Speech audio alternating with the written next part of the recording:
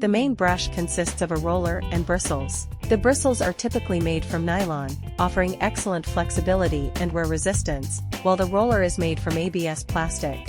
The side brushes are crafted from high-quality nylon bristles, providing both flexibility and durability. The dust bag is made of multiple layers of non-woven fabric, offering excellent breathability and durability.